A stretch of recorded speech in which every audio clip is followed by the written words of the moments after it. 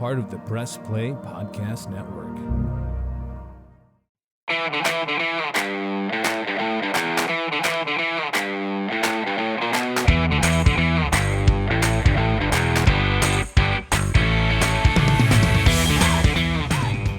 And welcome to another edition of the Reg Iron Rhoda podcast, powered by MGM Northfield Park, right here on the Press Play Podcast Network. Shout out to our fantastic producer, Jordan Powell, who makes sure everything sounds good for all of you listening out there in the podcastosphere. And Michael Regai, we've got a very special guest tonight that I think all baseball fans in Northeast Ohio and anywhere, when they think back to the 90s, they're going to love hearing from the guy that we have on today's podcast. Yeah, Roadman, no doubt about it. Baseball fans all over the world, not just here that have been Indians fans through that period of time, because we are absolutely delighted to be able to have, in my mind, the most dominant right-handed hitter, and you could say the most productive dominant hitter through the entire decade of the 90s. We'll get into that and break some of that down. But, folks, a distinct pleasure for us to have the longtime Cleveland Indian and, of course, Major League Baseball star Albert Belle with us tonight. AB, great to have you with us. First, let everybody know where you're at now. How are you doing, and what's life been like after you've had to retire from baseball? Thank you guys for having me on the show. It's kind of fun, doing these podcasts. I've done, a podcast with Carlos Baerga and a couple other podcasts where you kind of catch up with, some old teammates. But I'm out here retired in Scottsdale, Arizona, after my playing days. I settled down, got married, and, I have 3 girls, and they're 12, 14, and 16. So they keep me busy. They just finished high school. So we're winding down. We just finished up club soccer, and we have one more club track meet that they're going to run Saturday, and then they're on summer vacation. That's fantastic. So isn't it great? You get an opportunity now. Your daughters are soccer athletes. They're track athletes. How does it feel for you now as a parent? I think maybe now you get a feel of how it was back in the day for your mom and dad as they watched you and your siblings throughout your young time playing baseball and other sports, right?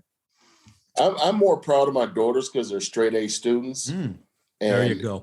My mother and father were both school teachers. So education was always the top priority. I couldn't play sports unless the grades were, I was making A's and B's. And so I'm more proud of them, being straight A students.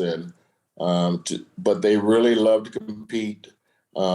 And they have, they love making wonderful relationship with teammates and stuff. And, soccer is, totally different sport than track. What track is kind of individual, but one of my daughter runs relays, so she likes that. But the club soccer experience is a totally different animal than club track. Yeah. AB, have you picked up the rules and the nuances of the game of soccer? Because my son didn't play it in high school, but it's his passion now at age 30. He's a big Chelsea supporter. He lives overseas and goes to all the games, and he's taught me the game. So have you learned all the rules and regulations of soccer? I watch a lot of the English Premier League, Okay. And I like to listen to commentators. And, I've learned so much about the game, but 2 of my daughters, they have the same coach, and he played professionally over in Spain. Oh, wow. So I can be sitting and watching the games, and something will happen, a situation. I can text him and ask him what happened, and he'll kind of know exactly what happened. And so he gives me all the little nuances. And, it's great to learn the game because, growing up in Louisiana, I don't think we even had soccer fields. I don't recall anybody playing soccer. Back then it was mainly football, basketball, baseball, and track, but it's definitely a very tough sport. You have to be well conditioned, but you have the flexibility to be very creative out on the field, and you're not kind of pigeonholed into doing the one particular thing. All right, AB. So life is good, it sounds like, and you were telling me the golf game's not too bad either, as you dodge the triple-digit temperatures there in Arizona, right? It is going to be hot. I looked at the temperatures, 106, 111, Ooh. and then it's supposed to cool back off to 100 on the Saturday for the track meet, which I think everybody will be happy to see 100 after 111. But as long as the monsoons don't come in and bring in all the humidity and the bugs, people are starting to take vacation. They like to go to San Diego or up north of Flagstaff just to beat the heat for a few days. Albert Belle joining us. We're so delighted and just a pleasure to have AB with us. Albert, let's talk some baseball, man, shall we? I want to go back to your career and run in that decade of the 1990s, because from 1994 all the way through the end of the decade, but specifically 94, 95, 96 here, that I know the passionate Cleveland Indians fans are so remembering of. AB, in 1994, I mean, I think many thought, Cleveland Indians, you were the best team in baseball. You were 66-47, 113 games, right? Then the work shutdown hits. But at that time, AB, Kenny, how about this? At 113 games, Albert Belle's hitting 357 with 36 bombs and 101 runs driven in 36 games. That's about, for most guys, that's about 2 full seasons worth, right? That guys that are thought of as the strong players in the game. Albert, again, Kenny Lofton, Sandy Alomar, Eddie Murray, Jim Thome, young Manny Ramirez, Carlos Baerga, just to name the position players with you. What are your great remembrances about 1994 and that year that was cut short? I know all of you felt that you guys were going to win it all that year. Well, to go back to the beginning, I think the players were more happy than the fans to go into a new stadium. We all remember old Municipal Stadium where it became very outdated. Wasn't a very stadium that was suited for a baseball environment. But when you move into the brand new Jacobs Field, everything was state of the art. We were we had the nicest stadium in all of baseball, and the fans came out in record numbers. But because I was living there at the time, one of the greatest things is watching the fans walk around. I think every other person in Cleveland was walking around and had Cleveland Indians gear. And, so that helped us, seeing a full capacity crowd. We started playing better. We had some phenomenal pitchers. Obviously they probably didn't get as much credit as they should because we were scoring a lot of runs, but they were definitely mowing down some great hitters during that era. And it was just exciting to know that you're going to come to a home game and you're going to be in front of a pretty much sellout crowd. And, that got our adrenaline going, and we were able to have a great season. And we felt at the time that we were going to be probably the best team in the American League. Mm-hmm. So we were just starting to roll, when we went on strike, but, unfortunately, it didn't work out for us. Albert, for you, Michael mentioned the numbers for that year, but over that 3-year stretch, Michael, 94, 95, 96, averaged about 328, 144 bombs, 375 RBIs. What was it, Albert? What clicked? What happened where you just started to dominate pitchers and the American League over that 3-year stretch? Well, I think what probably was the biggest influence was, Kenny Lofton being a great hitter, Carlos and Omar hitting in front of me. These guys were hitting, they were on base. But when you have Eddie Murray and Jim Thome and Manning and those guys hitting behind you.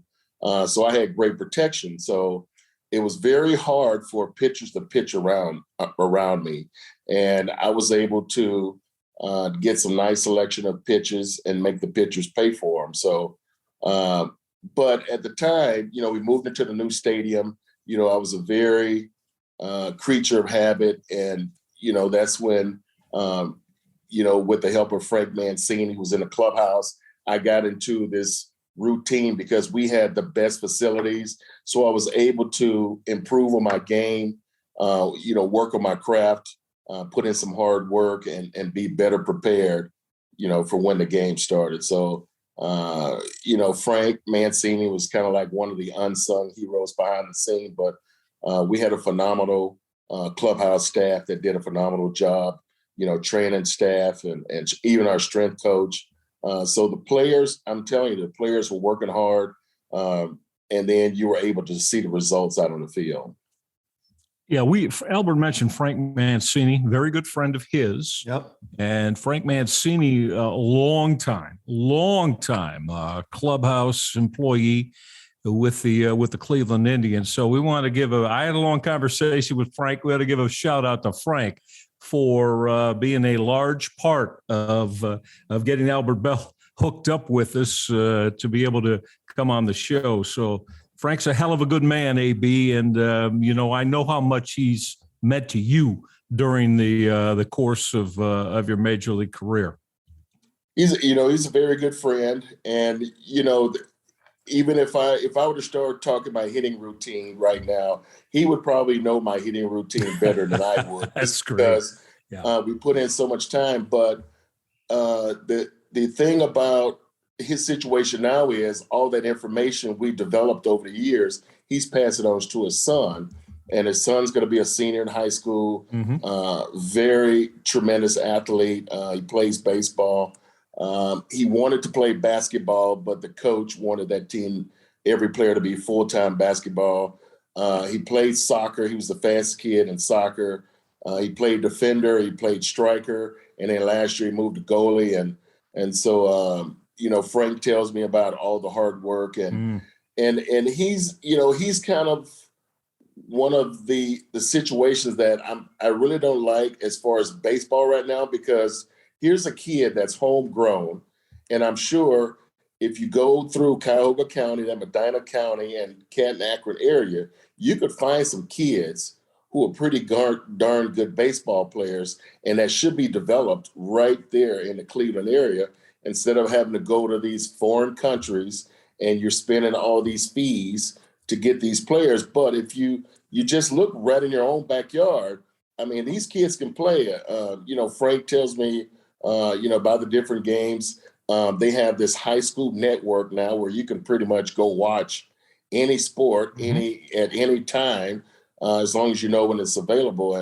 And I just wish that, Cleveland Indians would focus on these kids that are in their home backyard. Yeah, and you know what, Albert, I think back to when you played for the Canton Akron Indians at Thurman Munson Stadium. They just redid Thurman Munson Memorial Stadium, artificial surface. They put a lot of money into this, and now they're starting to host some tournament games there and, state playoff games there and trying to grow the game of baseball. What do you remember about your time back then as you came up through the minors with all the guys that you mentioned before and playing for the Canton Akron Indians? Well, we were there in '89, which was the first year the stadium was there. And we were in Double-A, the Eastern League, which was considered like the top pitching prospect league, where all these top pitchers from these other organizations came there. But I just remembered everything was nice about the stadium until it started raining. And then it would just kind of drizzle in our locker room. And it took a long time before they fixed all the leaks. So I'm sure they've solved that problem by now. But that's just one of the great things about being in the minor leagues. It's long bus rides. You don't have these fancy meals at these fancy restaurants. It's just, you get down and dirty and grind and play in some it was the nicest park in the league, so we were happy about that. But the one thing was the location, as far as Cleveland. So the top officials in Cleveland could come down and they could watch me play a lot, and I think I had a big influence on me on getting called up at the All-Star break in '89. Albert Belle is our guest here on the R&R podcast. Kenny and I are just delighted to have AB with us. And I think all of us know, certainly I'm not on a reach, one of the most, maybe the most dominant, as well as focused, locked in, and I'm going to say, Kenny, feared hitters. Yeah, bingo. That's the word. Right? Yeah. Feared hitters by major league opposition, pitchers especially. And AB 1995, don't start playing right away because of the carryover from 1994. So only play 144 games. You guys won the division by 30 games over I think Chicago was at second place. Yeah. The White Sox. Kenny, I'm telling you, and I've said this to you before. So this isn't something I'm just pulling out with. One of the greatest travesties in Major League Baseball history was that this man, Albert Belle, was not the 1995 American League Most Valuable Player. How about, he finished second in the vote. Do you remember the Mo Vaughn? Yep. I mean, again, Mo Vaughn was a good baseball player, excellent baseball player, but a complete travesty. 50 home runs. He hits 50 bombs, 126 runs batted in, scored 121 runs, 52 doubles, had 377 total bases, 317 hitting average, and it's almost set one. I'm sorry, man. You got it. Don't forget the triple. It was a leg triple, too, wasn't it? A leg triple. Yeah. That's fantastic. And a 690 slugging percentage. AB, I was surprised. I've said to him when we've talked, this man has said, no big deal. I'm long been sets over that. Albert, at the time, though, I mean, honestly, didn't you feel like, what the hell are these people thinking about? Well, you know what? I knew it was going to be a close race, and I didn't think I was going to win it just because I wasn't very warm and fuzzy with the media at the time. Oh, that's why. and but I'm gonna blame Paul Hoynesy, Sheldon Ocker, and Jim Ingram. I'm gonna blame those three guys because maybe they should have campaigned for him a little bit harder. So the next time you see those three, kind of rough them up a little bit. Okay. But, I talked to those guys and I kind of give them a hard time about that. But there was just some guys. If had they been baseball purists and looked strictly at the numbers, it would have been a runaway. But I've said my piece about it. I've always said, like, at some, if it were me and there was a guy out there that I thought had a better season, I was MVP, I would accept the award.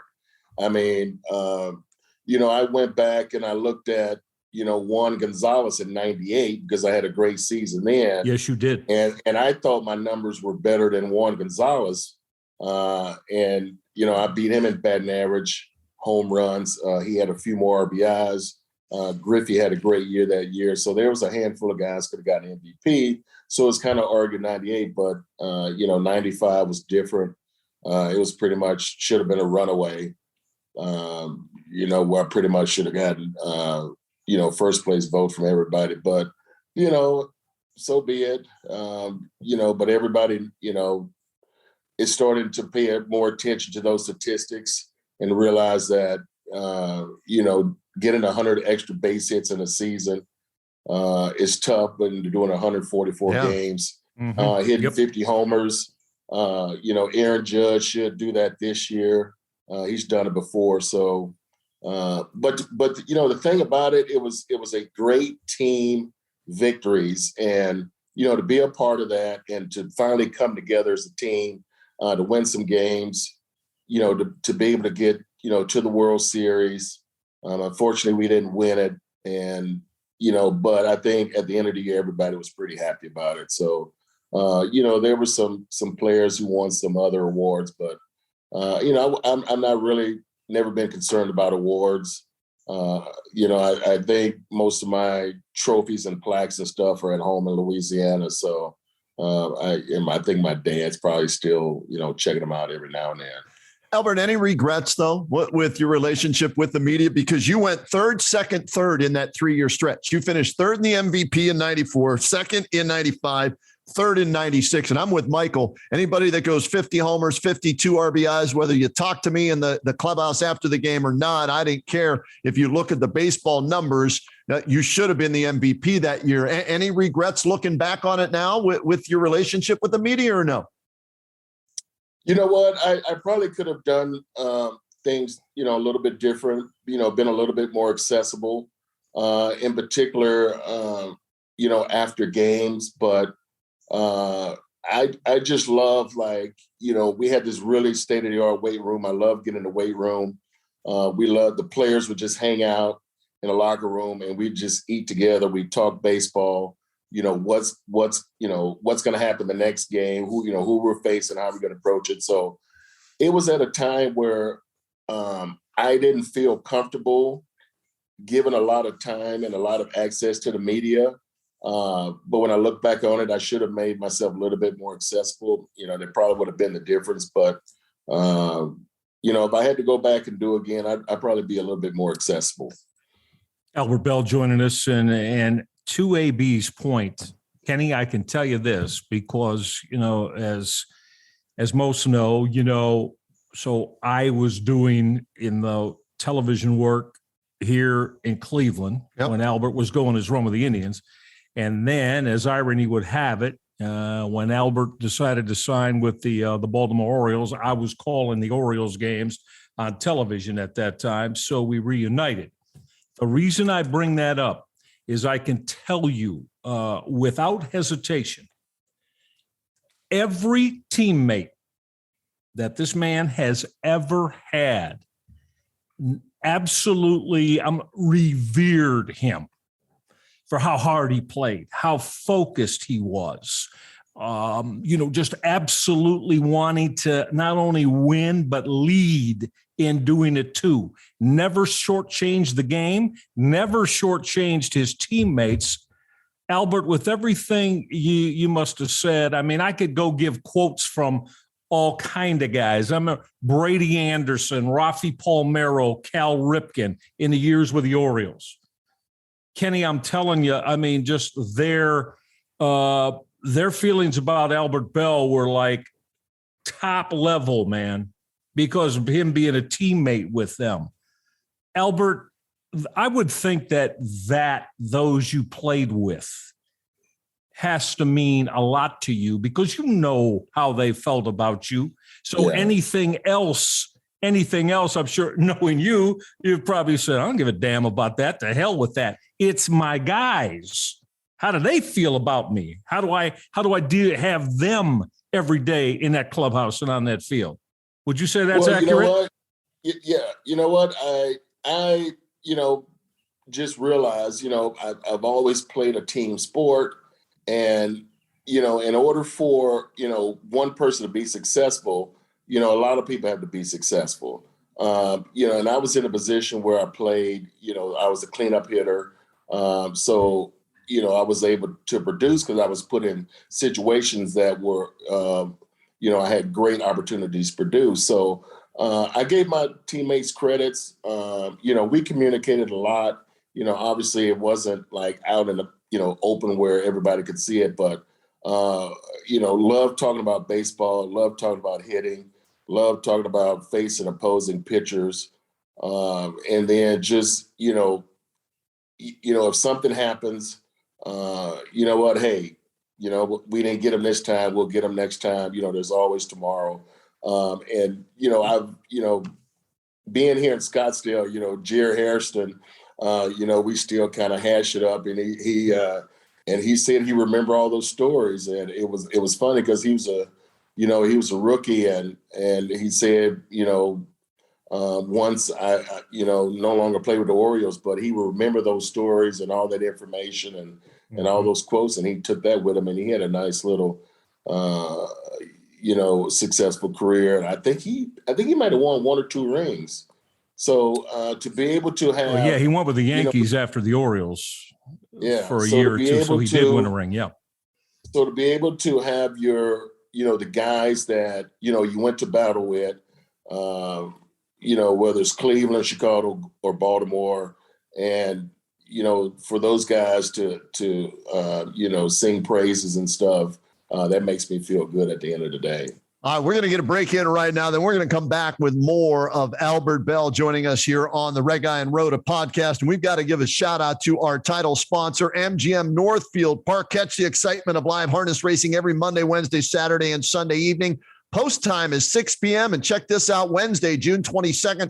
Enter to play Spin and Win from 5:30 to 6:30 p.m. Receive a $2 match play and entry into the Spin and Win prize drawings for a chance to spin the prize wheel. You can win up to $100 in cash. Drawings will be held in races 3, 5, 7, 9, and 11. Open early every day for simulcast action. And the best thing about it, free admission, free parking all the time at Northfield Park. Break time for us, and then we're back with more AB stories here on the R&R podcast right after this.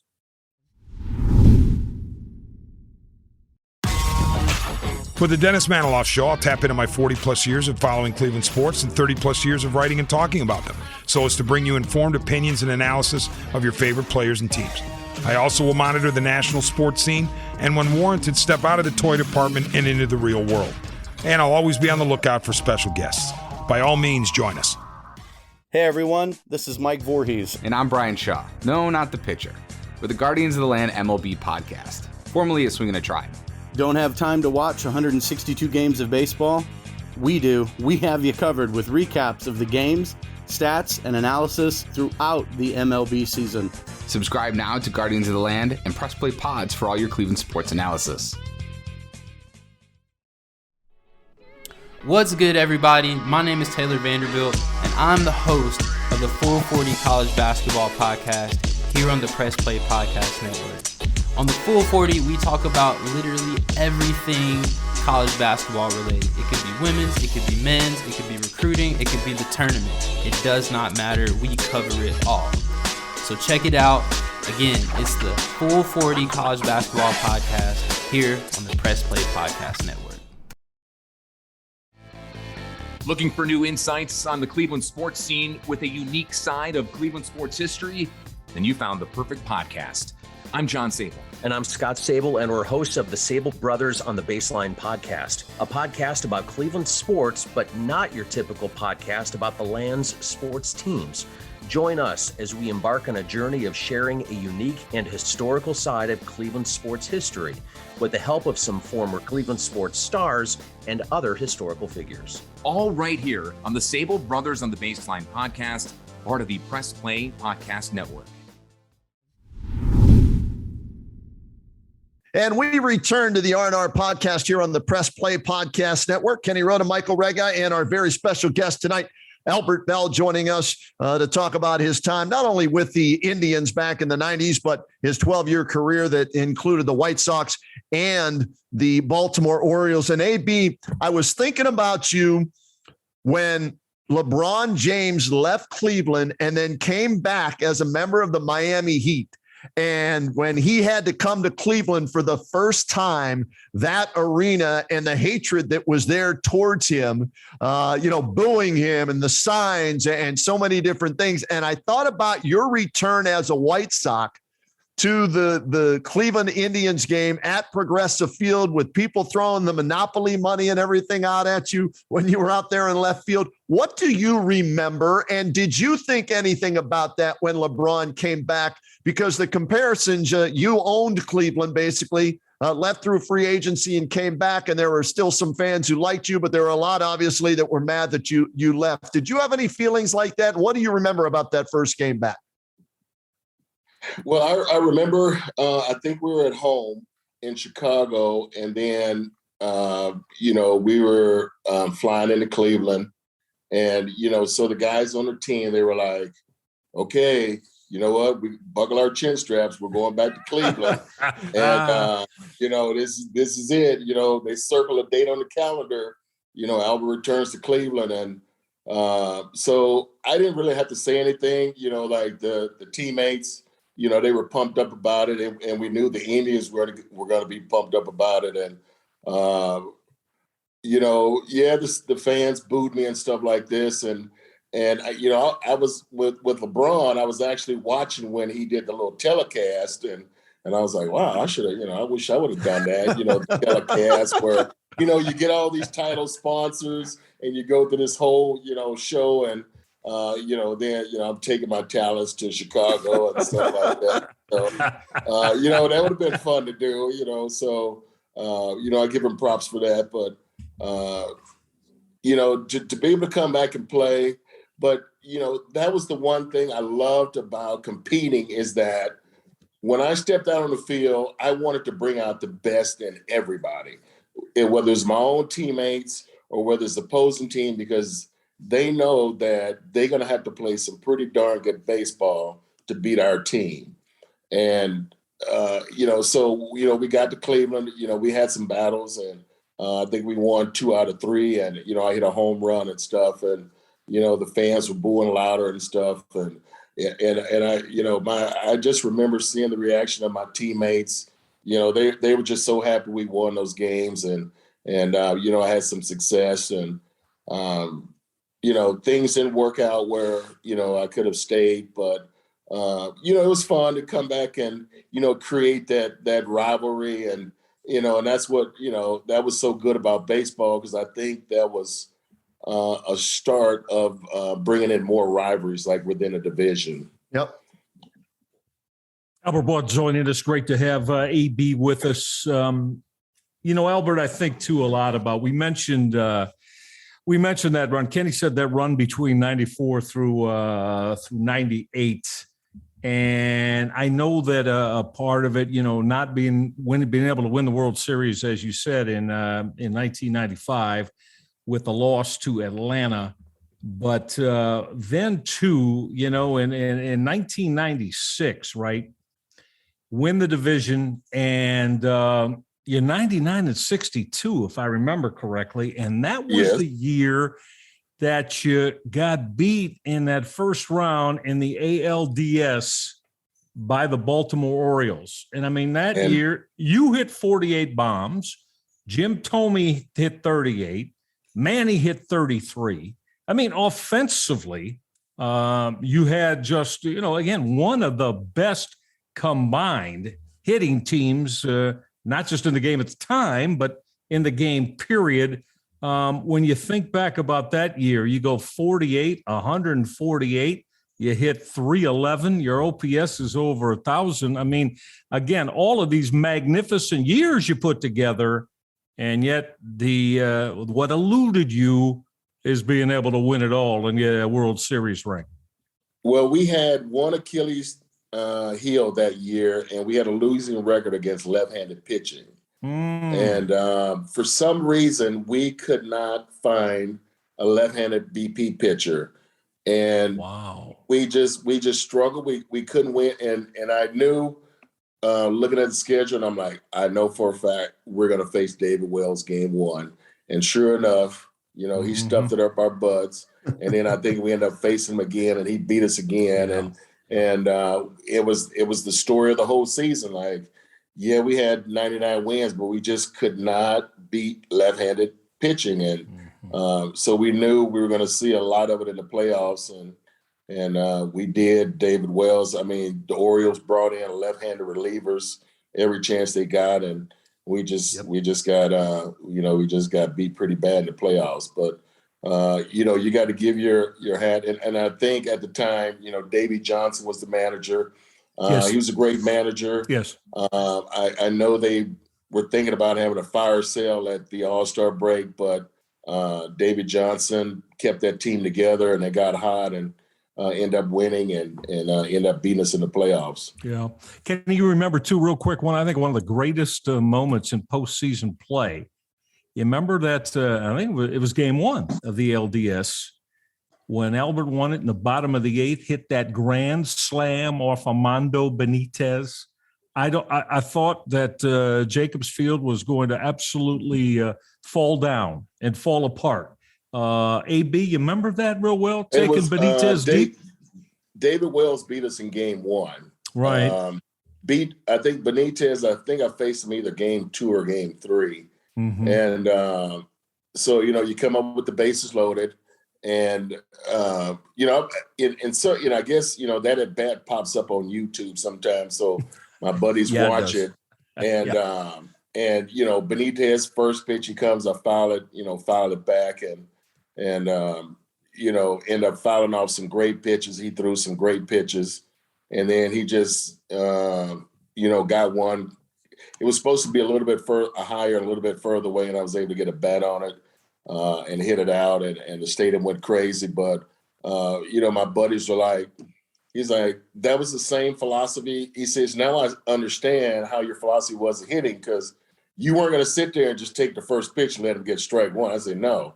Now when he's throwing 96, I was like, I'm going to get my swings in and hopefully, be productive. And wasn't even thinking about hitting the grand slam and, end up hitting the grand slam and winning the game. But that was the battle. That was the battle back then.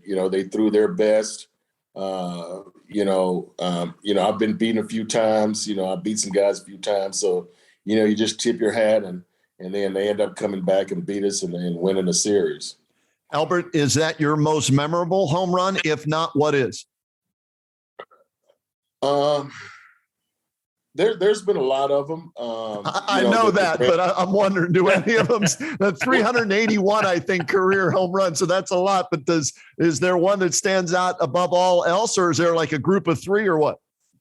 I think that the home run against Greg Maddux in the World Series when we came home, and then I think I came back the next night and he won off Steve Avery. So, to be able to hit homers in the World Series, and if you go back and look, I've homered in every playoff series I played in. So, but even though there's only been like a handful, but to be able to come up with some home runs that either tie the game or the walk-off home runs, those are memorable. But to see that and to be a part of that was so exciting. But for your teammates to help put you in that situation, they were able to battle back and get on base, and we were behind, but there was a slim hope. And then that was the one great things about when we first moved to the stadium, like these come from behind victories, is that we always believe we could pull this thing off. Just, base hit here, base hit there. And the next thing you know, bam, base hits, home runs, we win. So, and I think that's kind of like a lost art of the game today. Whereas, there's no emphasis on, okay, you need to go out and get base hits, get on base and try to win, getting base hits instead of just swinging there and striking out and not trying to put the ball in play. And, these guys are upset. They can't beat the shift. I'm like, well, you could beat the shift if you learn how to hit. Because there you go. And that was the one thing that I took pride in. Like, I wanted to be able to hit the ball where it was pitched. So I could hit the ball from the left field foul line down the right field foul line. I could hit in the gaps, and I could, hit line drives over the infielders' head, hit line drives through the infield, and hit them out the park. So, there was no way you could defend me. And, if you wanted to pitch me away, I could hit it away. If you wanted to pitch me in, I could pull it. So, that was the one thing when I look back, I took, real good pride because, I would watch like Wade Boggs. I would watch Tony Gwynn. And that was the thing about spring training. You could watch some of these great hitters because back then, pretty much everybody played the whole game in spring training. There was, I know nowadays, especially out here, if there's a game in Scottsdale, like the people from, Goodyear don't want to drive to Scottsdale and do a spring training game. And I was like, we were busting all over Arizona to play. So, so that was the one good thing is you watch all these great hitters, the Derek Jeters, the Dave Winfields, you play with Eddie Murray, the Cal Ripken, all these guys that got 3,000 hits, all these guys that hit, 40, 50 home runs and drive in 100 runs. You get to see these guys and you watch their approach, and it was like, wow, okay, I see what you're trying to do. And, the Paul Molitors and the Robin Yachts, I mean, these guys were phenomenal hitters, and they could get base hits. And sometimes you'll, get a good pitch to drive, but, they weren't trying to like swing for the fence, and, they wanted to get base hits and hit 300 or higher and get the 3,000 hits. And because they knew if they did that, it was going to help their team win and put them in a good chance, give their team a good chance to win. Albert Belle, our guest, Reg. I love hearing these stories. Yeah. And I'm just, Albert, we heard about how detailed you were with every at-bat. Every single at-bat that you had supposedly in the major leagues, you kept a record of it or a diary of that. Is that folklore or is that accurate? And if so, if it's accurate, do you still have all that stuff? And how were you able to do that? And how much did that help you in your career? I had index cards, and I charted every pitch of every game, who was pitching, what inning it was, who were the umpires. And I have those cards here, so I keep those cards close by. But it was just something that, I could chart the pitch, but then I could go watch the video later and kind of match up and see it from a different perspective. When you watch that, if I would have had a bad AB, I could watch it over again. And then I would file that away. And then eventually you see that pitcher again, and then you know how he's going to attack you. And, most times I would have success. And, but that was my way of staying focused, knowing what the pitcher wants to do in certain situations, because he's the one that controls everything because he has the ball, each pitch, whoever's on the mound. And the scoreboard is going to dictate, how he's going to pitch to you. So I tried to cover like all the situations and put them on index cards, and it worked. That worked for me. You've mentioned your mother and father, and I know what a strong influence they were with you, both educators, administrators, teachers. Your dad particularly was your coach, correct, as you started playing the games. Your dad is a coach. He's a high school coach, and he virtually every day threw BP to you and your brother Terry when you were little guys. What did his influence have on you in terms of work ethic and the understanding, if you want to make it, it's about outworking everybody else and being as focused as you ultimately became? It was, he was a great influence. And I just remember because, we were like 6, 7, 8, 9 years old, we'd go to the park and he'd want to pitch to us. And, he never had to say, hey, do you guys want to go to the park today? And we're like, he never had to say that. We're like, Dad, can we go to the park? Will you pitch to us? Yeah, sure. But I didn't realize at the time, when your dad's, 50, 45, 50, you think he's like Superman and, that he doesn't get tired and, he can sleep on 1 hour, but he never complained. That's right. He always, and whether it was hitting, we worked on our offense. We worked on our conditioning. And at the time I was pitching and hitting. So I remember we go to the park, and then, when practice was over, he's like, okay, you got to jog home. So it was probably like about 1.1 miles from the house. And, back then I didn't have, the state of the art running shoes. It's like those old beat up Chuck Taylors or the kids. Sure. And then you would jog through the neighborhood. And back then nobody had their dogs on a leash. So you had to figure out like, okay, where's the dogs? Because you knew where all the dogs were at the house. So the dogs will wander around. So then if they start chasing you, then you got to be able to sprint and outrun them. So those were pretty good ways of being conditioned. But that was just how we grew up, through Little League, through Pony League, through high school. And we didn't want to go to where our dad taught, because he taught over in Bossier City across the river. Mhm. We wanted to go to the school in our district because that's where everybody in the neighborhood went. We wanted to be with our friends. So my dad's school was in our district. So we always had good battles with football, basketball, baseball. My mom's team was in our district too. So I think we pretty much beat up on them most of the time.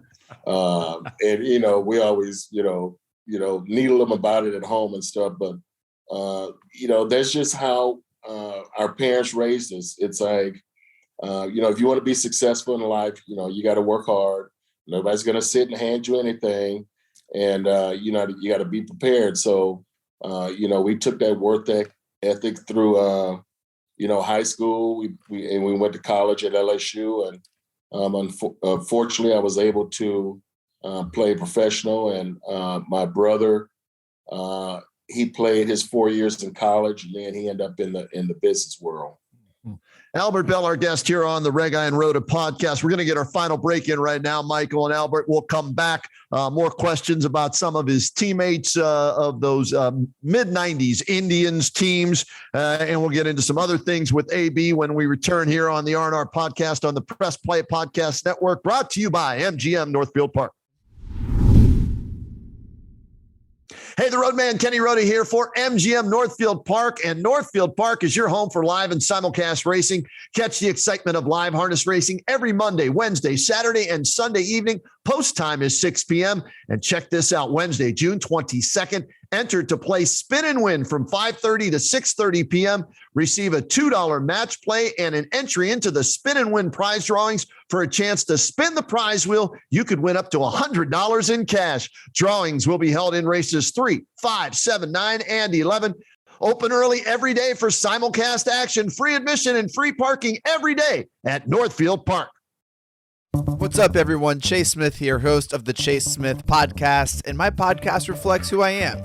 My hobbies, my interests, my passions, my curiosities, my careers, my questions, and my family.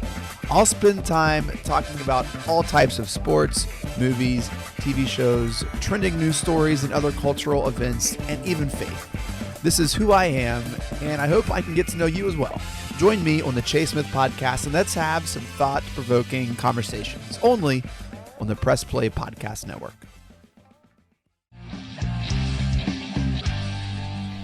We are excited to announce that we are joining the Press Play Podcast Network. The Krypton Report podcast is dedicated to all things Superman, Supergirl, and the planet Krypton. We discuss movies, TV, game, comics, and all things DC. So join me, Tyler, with my co-host James and Jania. So join us as we explore DC's multiverse. Look for a Krypton Report on all social media platforms. And welcome back to the Red Guy and Rhoda podcast here on the Press Play Podcast Network. Shout out to everybody there at MGM Northfield Park, our title sponsor. Happy to have them back on board with us. And we're thrilled to have Albert Belle with us on this edition of the R&R podcast.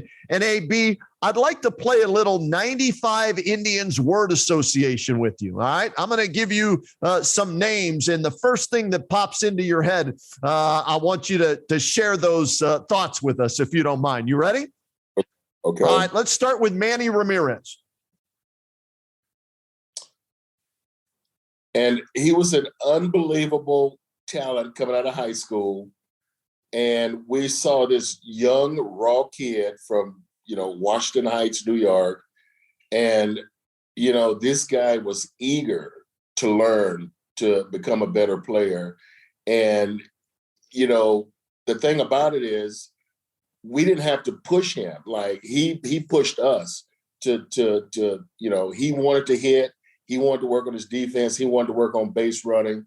And he wanted to learn, from the Eddie Murrays and the Dave Winfields on how to be better baseball players. And, I was happy to see where, he ended up hitting, he broke my records. I think he broke my RBI record. Tommy broke my home run record. So, and Jim Tomey was the same, but it was so great to see those guys come from within our organization, come up through the ranks, and become, pretty much Hall of Fame baseball players. But to see them go through that process I'm so happy to be their teammates. I was proud of them.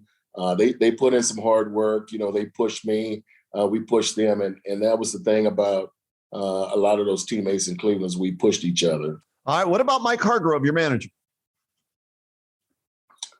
I still want to play Mike Hargrove, and I still think I could beat him in golf. I want to beat him on the golf course. I'd heard he was a pretty good golfer. Maybe he's a little older now, so his game is probably not as good as it used to be. But the one thing about we as players loved about Hargrove, he's a straight shooter. And he was able to tell us things, and we may not want to hear it, but he told us, and it's like, okay. And to be able to go into a manager's office and you can talk about anything, and that makes you feel good as a player that you can be able to do that. You're gonna get a straight answer, and it may not be the answer you want to hear, but it's the truth. And that's what players want, is they want a player's manager. All right, let's go to the front office then. When you think back about John Hart, what thoughts come to your mind? I think if John Hart had a chance to do it again, because me, Kenny Lofton, and Barger sat down with him after the 95 season, and we told him we want him to bring the same team back. We guarantee you we'll run away and we'll win it all. And we had 3 free agents at the time. Eddie Murray was a free agent. He wanted to come back for the same amount. Kenny Hill was a free agent. And I think Sorrento was a free agent. And we let those 3 guys go. We brought in 3 other guys. Eddie Murray took a pay cut, so he only DH, so he was mad. And it kind of threw our chemistry out of whack. But I think if John Hart had to do it again, he would probably listen to me, Carlos, and Kenny, and brought the team back, and then he probably would have went down as the greatest GM of all time. So, I love to take my shots at John Hart. I give him a hard time, but you know what? They took a chance. I come to think of it, in '89 when they fired Doc Edwards, John Hart became the manager for the last couple of weeks, and so he played me, and to see him become the general manager and to put together a pretty dynamic team in such a short period of time. I just wish he would have given us that one more year in '96, and then if we didn't win it, then he can do whatever he wants. All right, how about this name? Not an Indians player, but affected the Indians. Joe Brinkman. Oh, you know what? And the thing about it is, Joe had a pretty good strike zone. For some reason that in Atlanta, his strike zone was different, and I don't know why. I'd love to ask him, like, why did he change his zones? And that was part of my index cards. It's like, I would put who the umpire and how he was calling, and I knew who was kind of calling high and who was kind of calling low, and the National League pitchers or umpires call a little different in the American League. So, but Joe was pretty consistent, and for him to be able to give that much on the outside corner, I don't know where that came from. I'd be curious to find out what his thinking was that day. All right. And the last one for me, Reg, I'll turn it over to you.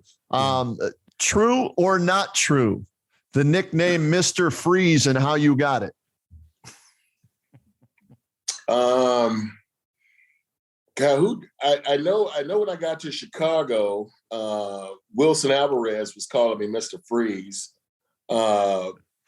But it was just that one time, Kenny had turned up the thermostat in the locker room, and it was hot in there, and I turned it down, and it was going up and down, and I ended up smashing the thermostat. But I like the locker room cold, and it was funny because I think like one time, like everybody put on like a big parka and came in and stuff, and so they were teasing me, giving me a hard time, and they were like, man, like, we wish we could turn the hair up. But, it was all in good fun. Albert Belle, our guest. Love that. Tremendous memories. Yeah, I love that for sure.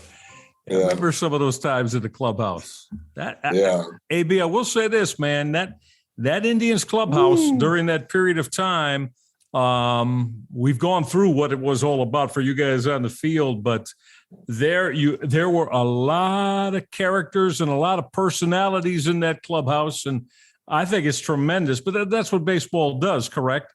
It brings people together with that common goal of being able to compete and win. And you got guys from all kinds of different countries, ethnicities, nationalities, races, creeds, but the good ones find a way to make it work. You know what? It was, when the players communicate and it starts, when you have the owner, Dick Jacobs wanted to win, John Hart wanted to win, and Mike Hargrove wanted to win. That trickles down. And, when you assemble players who want to win, and, we had a nice core group of young players, and then you mixed in these veterans with their experience, and they had, championship, pedigrees, rings too. So when you mix that together, it was the formula for success. And, of the course of 162 games, there's going to be some good games, some bad games, there's going to be some tempers flare. But the thing about it is, nobody knew, because everything that happened was in the locker room. Like, we didn't go tell the media, or, we couldn't put it on social media and blast our teammates. We sell our difference, and we were able to communicate, and we got it done indoors, because we knew this was a special thing we were doing, but we just wanted to solve the problem in-house. Yep. And, we probably spent almost as much time in the locker room, for those 162 games than we did in our own home at that time. So, players were away from their wives and kids, and, they wanted to come to the locker room and be able to, focus on, the common goal. Okay, you know what? Let's win.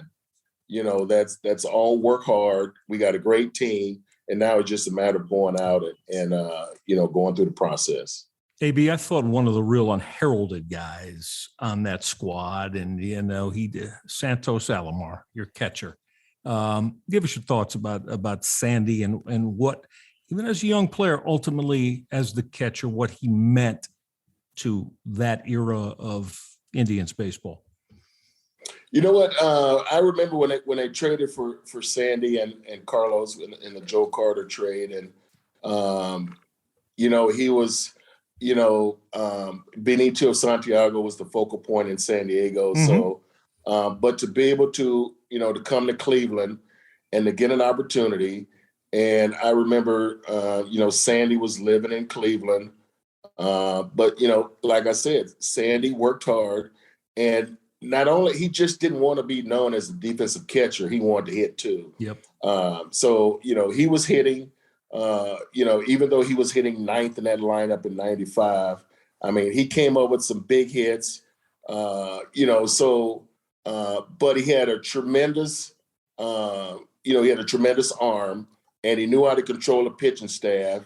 And, he kind of got, because he has to be the main guy to kind of control the pitching staff. And then, him and Tony Pena were able to work together and really, and Tony helped Sandy take his catching game to the next level. So, it was fun to watch how, when we were young and when we lost 100 games, we were making a lot of mistakes.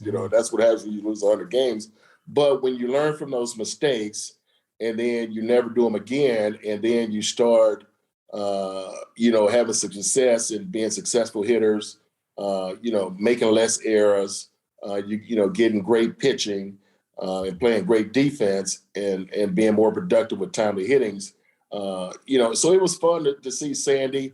We were all young. We all came up together, and, I wish we would have, basically continued to play until we grew old and retired. But, to be able to play with him for those few years was great. I see him on TV, still coaching first base. I know he wants to manage in the big leagues. So one day he'll be a great manager, because he's a great communicator, with the players, and he's a straight shooter. Yep. Kenny, real quick, think about that. 7, 8, 9. I know, right? The bottom of the lineup. Think about this. Tommy, right. Ramirez, Alomar. Right. 7, 8, 9 Yeah. in that Indians lineup. That'd be 3, 4, 5 on most teams, right? Absolutely. Right? Yeah. And the thing about it, and they took pride where they wanted to be just as productive as 1, 2, 3, or 4, 5, and 6. And, for those guys, and I'm telling you, they worked hard, they hit the weights, and we all worked on our defense. And, credit to Mike Hargo and his staff. I mean, we worked hard on defense because we worked hard on fundamentals because we knew that, there was going to be physical errors, but we didn't want the mental errors to cost us a lot of games. So, as long as we were making physical errors and we were being aggressive, Hargrove didn't have a problem. But then we were able to sit down and learn from those and become better players. I remember reading something, Albert, where you said you'd like to be an owner one day. Okay. Do you still have those aspirations? Or if Sandy does become a manager and he picks up the phone and he calls AB and says, I need a hitting coach, would you rather do that? Or do you still have aspirations of being a Major League Baseball owner? At one point, I thought about being an owner. That's, still on the horizon. Obviously everything's kind of gotten, pushed back when you have kids. And now I got to focus on getting these kids through high school and college. But if the opportunity presents itself, but I just don't like the game the way it is nowadays. It's just the way the players play. They just kind of content with just being mediocre, hitting 200.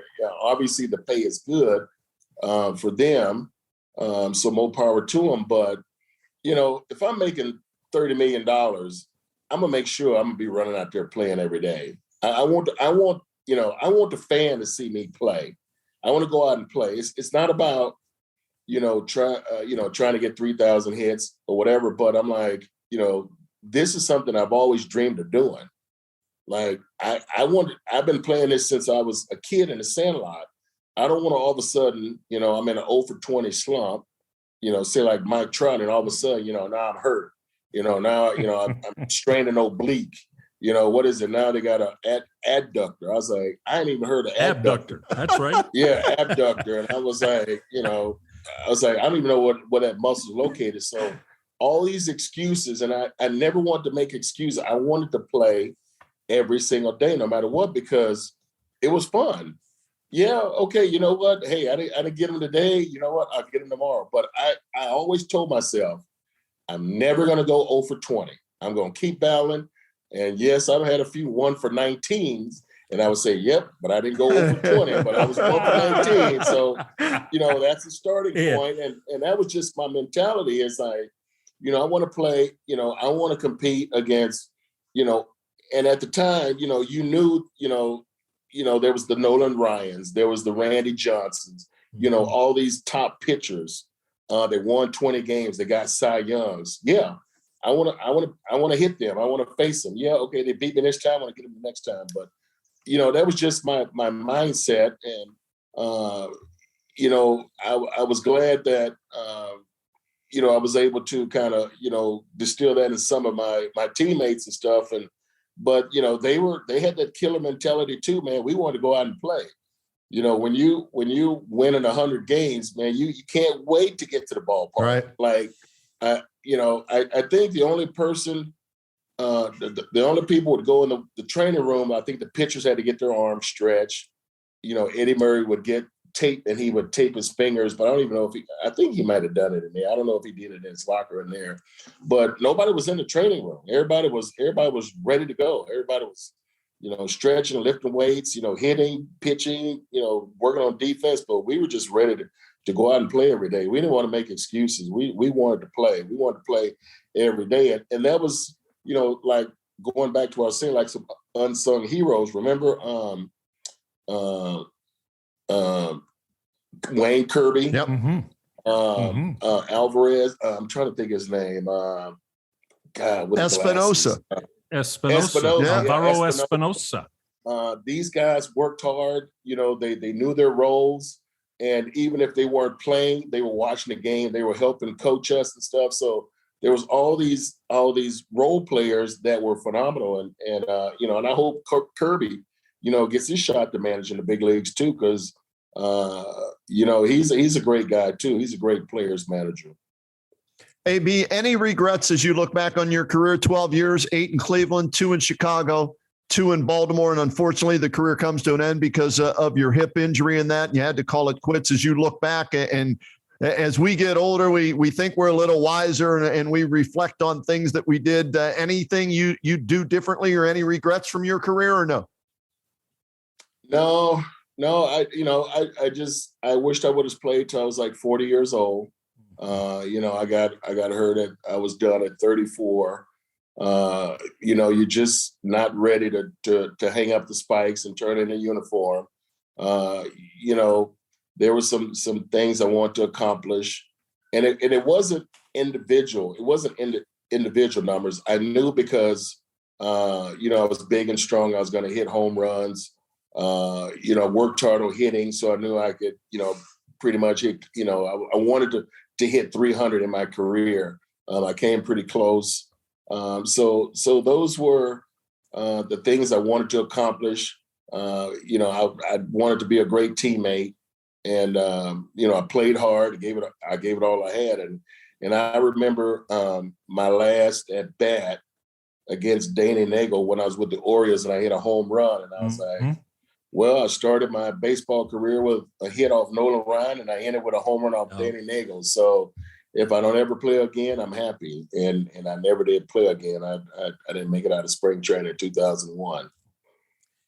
Albert, and that leads us to, there's been a lot of conversations already started for someone of your capability, someone of your numbers. You only got the 12 years. Your numbers are, you came up a little bit shy of 400 home runs. As we said, you average 120 RBI per year and drove in 1,200 and hit close to 300.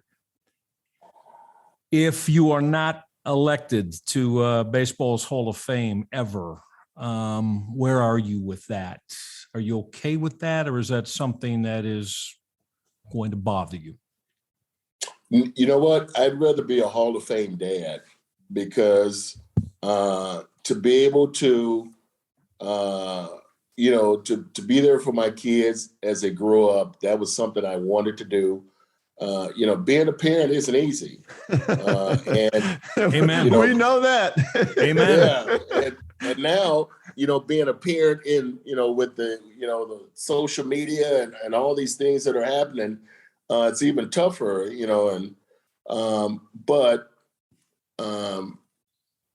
to be able to do some things that some of those guys in the Hall of Fame could never do, so I can hang my hat on that.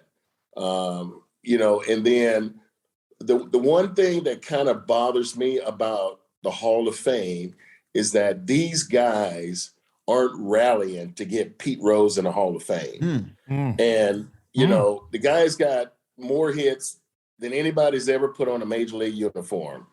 And I don't understand, because we have always been a pretty close-knit brotherhood. And, he served his time, he served his dues, he admitted, he gambled on his team, whatever, that's good enough for me. You know what? Let's let this guy have his day in the limelight, get inducted to the Hall of Fame, and just say, you know what, Pete Rose, you can't even coach a little league team. You can go to the ballpark and you can, drink, and that's it. You can't go in the locker room, can't go in the dugout. You can go in the bleachers and have, your day, at the Hall of Fame, and that's pretty much it. But I don't understand why nobody has taken that bull by the horns, and I don't understand why guys who are in the Hall of Fame aren't fighting for it.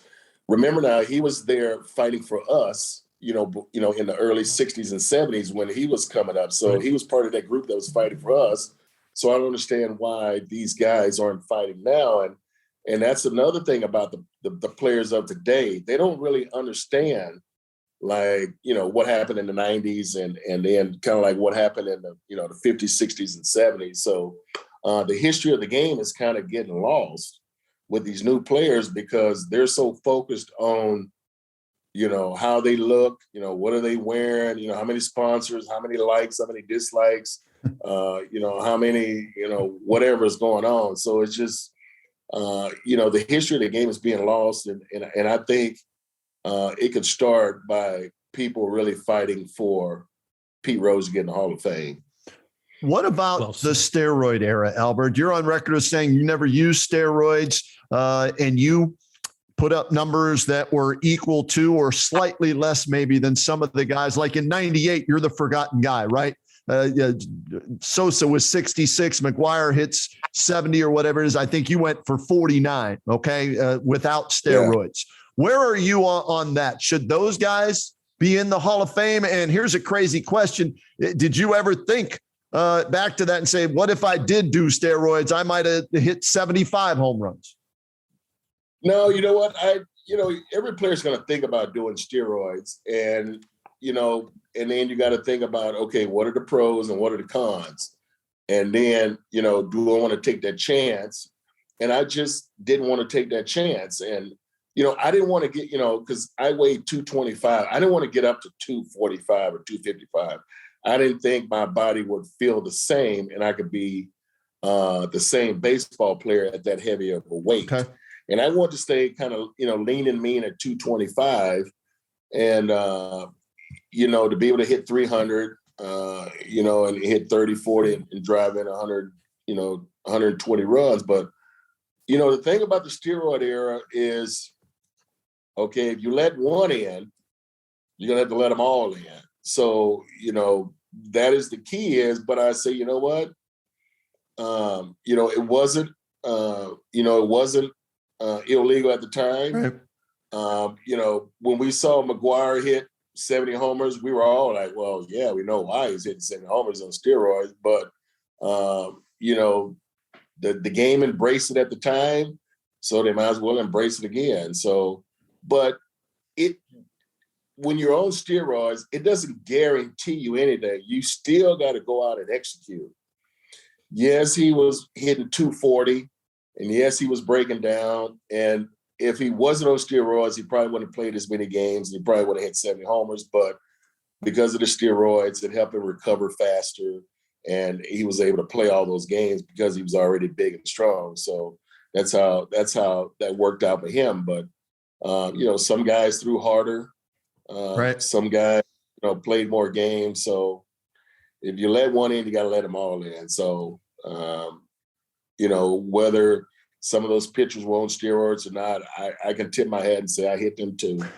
And whether they were throwing, 98 or whether they were throwing 90, I hit them, so I pretty much hit them all. So, yes, you did. AB, you've been so wonderful with your time. Is there, Phil, you've got, and anytime you want to join us, feel free.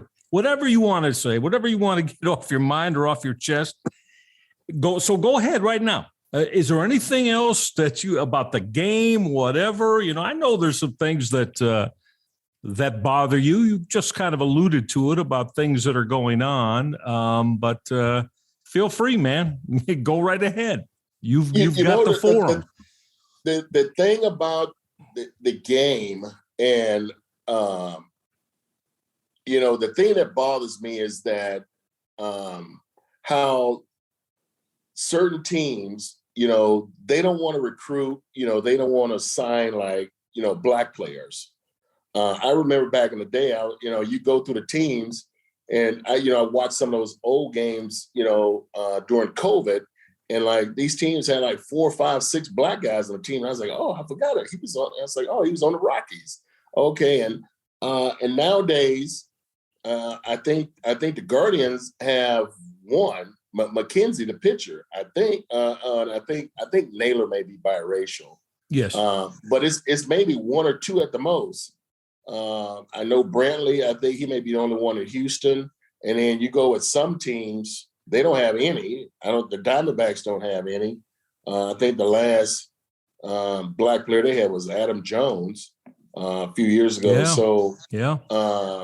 The game has changed because there's no black players, and we just kind of brought that swag to the game, that personality where, I think a lot of people liked it. I remember, how Ricky Henderson, how he would snatch the ball in the air on routine pop-ups and, something, you had like, Vince Coleman stealing like 100 bases and, Kenny was stealing 60 or 70 and, guys were stealing 80, 90 bases and it's unheard of now. But I think they need to develop kids right around where, just like what I said with Cleveland, right around Cuyahoga County. I said, I guarantee you got some black kids in that area who can play some baseball. Mm-hmm. And you don't need to have all these academies. And I definitely don't believe in these Japanese players that are coming in. I mean, look at Shohei Ohtani. He had that one first half last season, and then he tailed off. And then I think right now he's hitting 240. And, you weren't pitching well. You got the manager fired. So, but they keep signing these Japanese players, and they keep showing that it's a different game over here in America. And, you got these kids, these black kids, and they can play some baseball. You just need to develop them because they'll go out and they'll play. They want to play. AB, do you think a large part of it is too, though, that both football and basketball really are making African-American young kids almost they'd rather do that than play baseball. And as you mentioned, go through everything it takes to get yourself to the point where you excel and can be looked at as viable by a major league franchise to draft them. Well, let's take Kyler Murray. I mean, like, we definitely know he could have been a successful baseball player. For sure. But why would I want to go play baseball? Why want to be in the minor leagues? Actually, the minor leagues aren't that bad now because everybody's getting these nice parks and you fly on all these custom planes and everything. But why would I want to go on these long bus rides, eat terrible food, when I can be an instant quarterback in the NFL? And I'm small in stature, but, I can get endorsements. I can go to a team. So, that's what baseball has to compete against now is because they're not really targeting, like the black community anymore like they are. I mean, if you look at it, the population of the Latin player has increased. The game has changed with, there's more Latins and, now it's blacks. And I think they should just, you can focus on targeting black players because I see a lot of them playing in the College World Series and these college players. There are a lot of black kids everywhere. And I was like, I don't even see any of these kids, in the minor leagues or in the majors.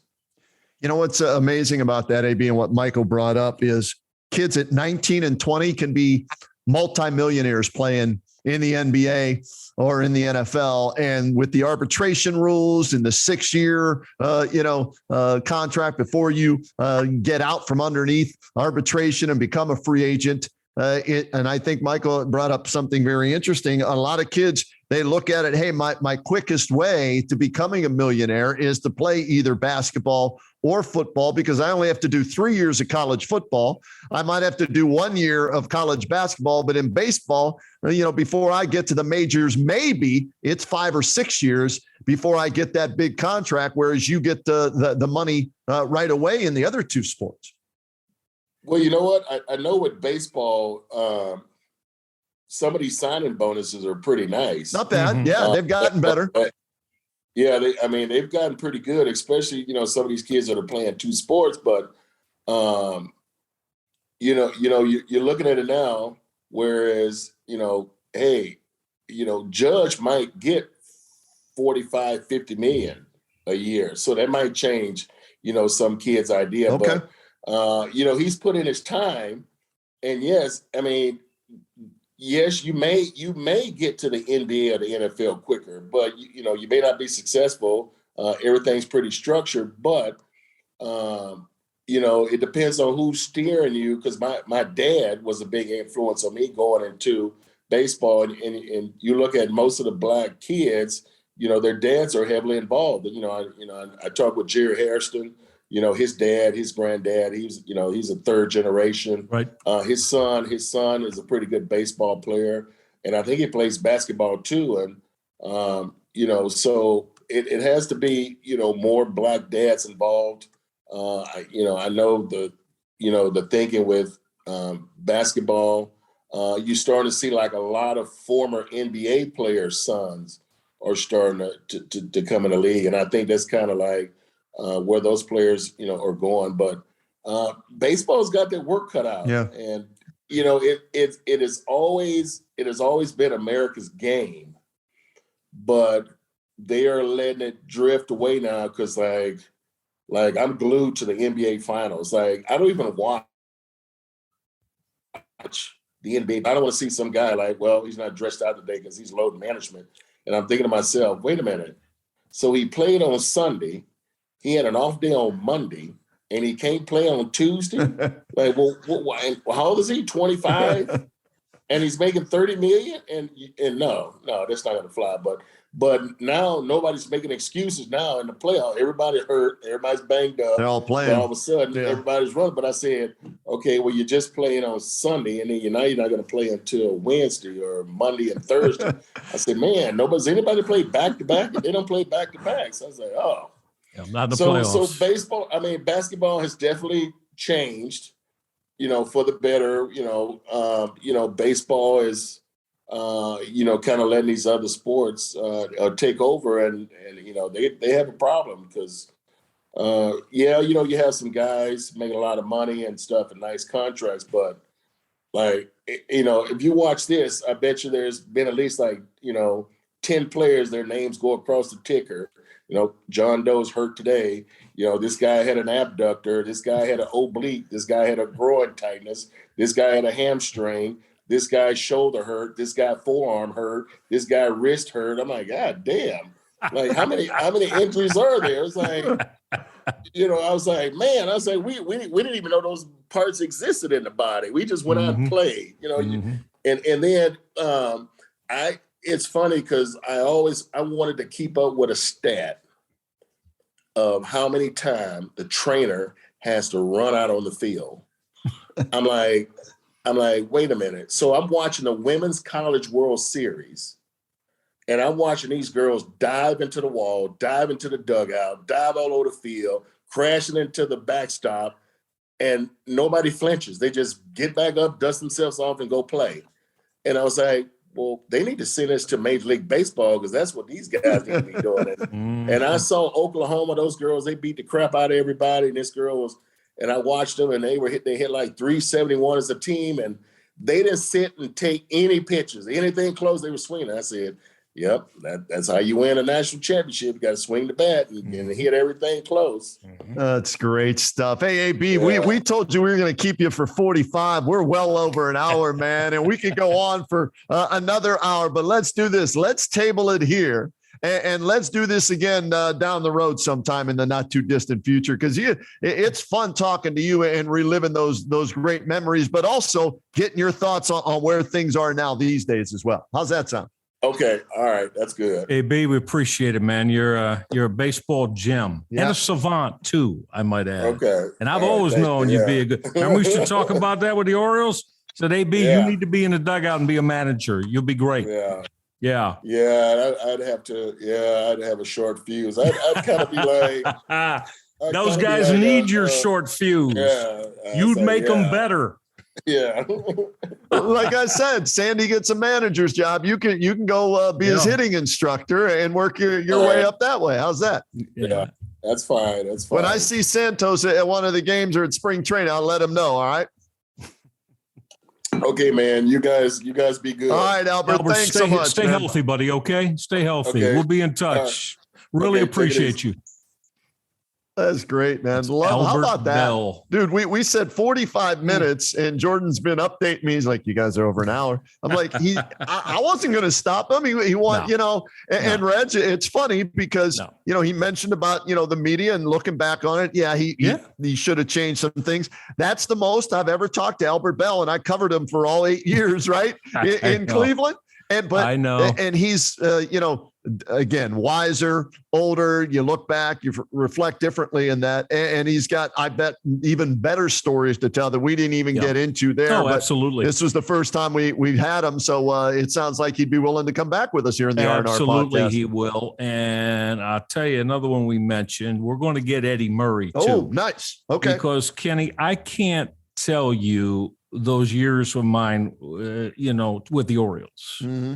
Think about that. Guys I knew with the Indians and had a relationship with as Indians. Kenny, I can't tell you how blessed I feel. I mean, you got two of the greatest players to ever play the game, and to be able to talk to them every day and have them discuss baseball and other things. Right. I was going to say it, but both of them in April and May, those two guys wore me out talking about the NBA playoffs. Again, we're in the clubhouse before the game. The huge NBA fans at the time, the two of them. So I was like, Reggie, what do you think about that? No, he ain't that good, man. He ain't that special. I could light him up. Just laugh.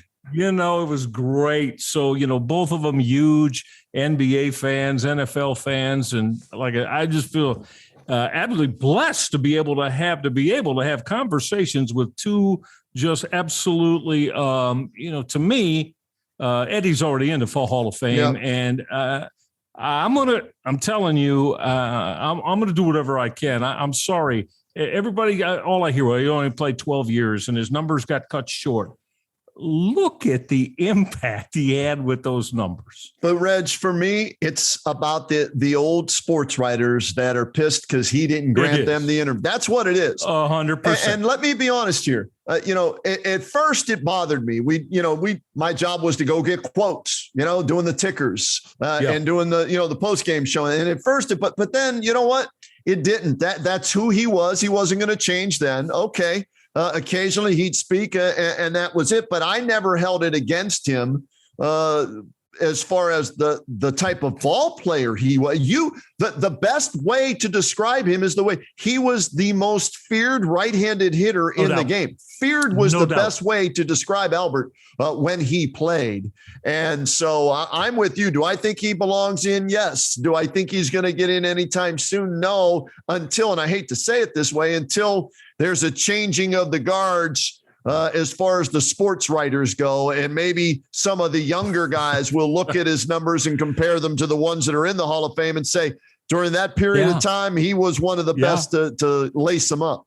Without question. And how about earlier in the show, Kenny, when I tried not to, he started naming names here in Cleveland. He named names of the guys who were the major dominoes in terms of, and all of them were, happen to be writers. Yep. But so, I mean, that's his feeling. That's his belief. And I just say I'm not, in general, he's not wrong, because I could tell you a lot of the conversations but things that guys that covered the game told me about what they think about, Albert Belle. And you're right. You said it.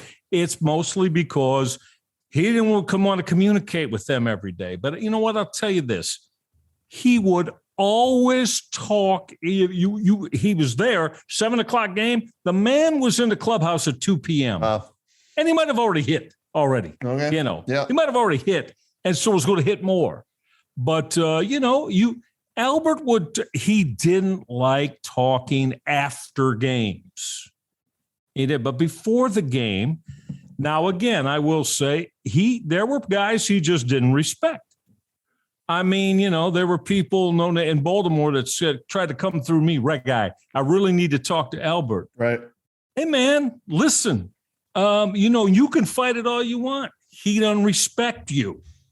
And then, i.e., he's not going to talk with you. And that's just the way it is. Well, we'll get let's get him back on in the not too distant future, and we'll talk more about that. And I was going to bring up Jason Grimsley, but I figured I'd save that for another. Hopefully, get him back and throw that name out. I was going to bring up too, showing his bicep to the Red Sox in the playoff. Terry Kennedy, right? That's another name. On him. Yeah, so we'll do that, and then we won't duck the corked bat stuff and all that. We'll get him back on, and we'll talk about that. That was a lot of fun, though, wasn't it? Yeah, dude, absolutely. It flew by. I don't even know what time it is, but I know we got to get out of here. We went more than an hour. Yeah, we did. Yeah. So, Chase Smith, listen, when you get a guy like that, Chase, I think Chase will give in. You want to maximize it, right, Ken? Absolutely. Yeah. So great stuff. And I hope all of you enjoyed this. And we've got more things like this coming too. Absolutely. Hey, great. And Jordan, thanks for being patient with us there. Hope Appreciate you enjoyed it while you were listening as we did it live. And for everybody out there, plenty more of guests like that. And of course, our insight coming up on, training camp with the Browns in July. Will Deshaun Watson play this year? Is Baker Mayfield going to get traded? NBA final. Oh, real quick, Reg, in a minute. Yes. Okay. Yes. 3-2. Warriors are up. Who wins it? I'm staying with my Warrior. I said 5, maybe 6 at most. So I'm staying with my 6. Do you think the Celtics can put 2 back-to-back to win it or not? You see my tweets last night after the stink bomb they put up in the fourth quarter last night? That was awful. Yeah, okay. They absolutely gagged it up last night in the fourth. Kenny, remember, they had the lead, man. Yep, I know. They finally played a great third quarter, vastly out. And in the fourth quarter, just stunk the joint out. They looked like some average high school team. And so I'm kind of, do I think they're going to win 2 in a row? It's going to be tough, Kenny. They're going to have to accelerate their level of play. Last night, think of a terrible first quarter. Yeah. Again, they turn it around, play great second, third quarter, have a lead, extend the lead, and absolutely stink the joint up in the fourth quarter to lose the pivotal game, game 5. So, no, I don't think they're going to win the series. Right I will say this, though. I said 6. It's going to go 7 because the NBA wants it to. You do think that? Well, the NBA wants it to. You're saying the whistleblowers are going to, without question, help the C's tomorrow night to get that extra millions and millions and millions to have a game 7. The pandemic recovery with the financial side of things for the NBA. I'll just leave it at that. Hey, Reg, this was a blast. Jordan Powell, thanks so much for producing this madness. Reg, thanks for getting us AB. And looking forward to Eddie Muti. As another one with AB and some of the other guys that you and I know. We're going to line them up as well. Absolutely. A lot of fun. We'll do it again soon, Roadman. Thanks to everybody out there for tuning in to another edition of the R&R podcast here on the Press Play Podcast Network. Hope you enjoyed it as much as we did.